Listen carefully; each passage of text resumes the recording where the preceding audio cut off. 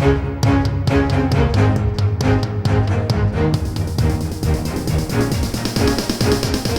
is the Washington Times front page for Thursday, September 30th, 2021.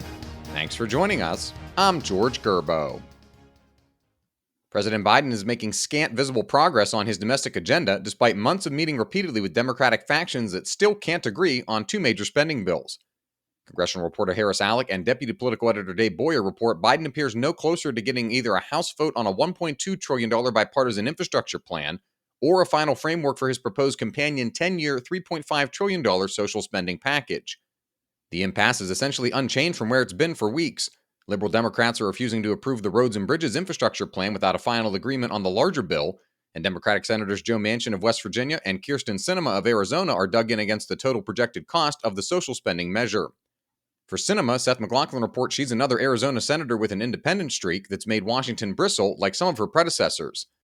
Sinema has made it clear the price tag on the $3.5 trillion social spending plan is too high and has a tough time accepting the higher corporate and individual tax rates that go along with the bill.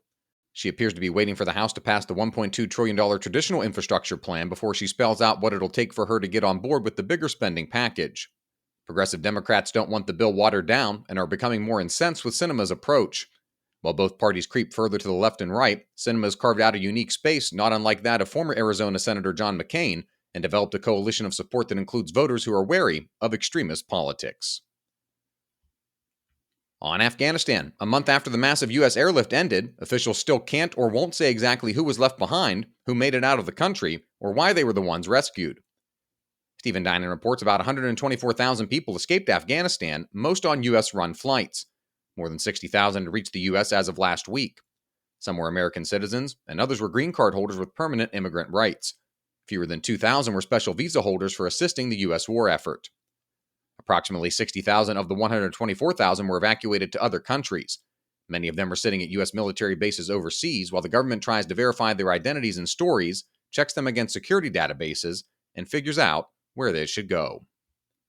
A reminder that you can find all these stories at WashingtonTimes.com/front page. Don't have access to the Times yet? Visit WashingtonTimes.com/George and get 25% off your annual subscription. In Virginia, Mika Sellner looks at former Governor Terry McAuliffe's record from his first term as he looks to return to Richmond for another. McAuliffe, who served as governor from 2014 to 2018, has painted himself as an experienced leader, touting his record of putting money into schools and handling the state budget in a fiscally responsible way. He supported right-to-work laws during his first campaign nearly a decade ago, but recently said he would sign legislation repealing such laws. McAuliffe also claimed in a tweet this summer that he inherited the largest budget deficit in Commonwealth history when he began his first term, $2.4 billion. But that number was dwarfed by his predecessor, Bob McDonnell, who inherited a $4.5 billion deficit in 2010. And finally, National Security Team leader Guy Taylor looks into the details of China's Belt and Road global infrastructure strategy. Some 35% of the more than 13,000 projects financed by Chinese government loans have featured major implementation problems, including corruption scandals, environmental hazards, and public protests. That's according to a study by research group Aid Data at the College of William & Mary. The initiative is a flagship program of Chinese President Xi Jinping. It's designed to earn goodwill in countries across Southeast Asia, Europe, Africa, and Latin America, while generating construction projects for Chinese firms. Find all of today's front page stories at WashingtonTimes.com/front page or the Washington Times app, and follow us on all of your favorite podcast platforms just by searching Washington Times. You can also follow us on Twitter and Instagram at Wash Times for breaking news, sports, commentary, and more. For the Washington Times, I'm George Gerbo.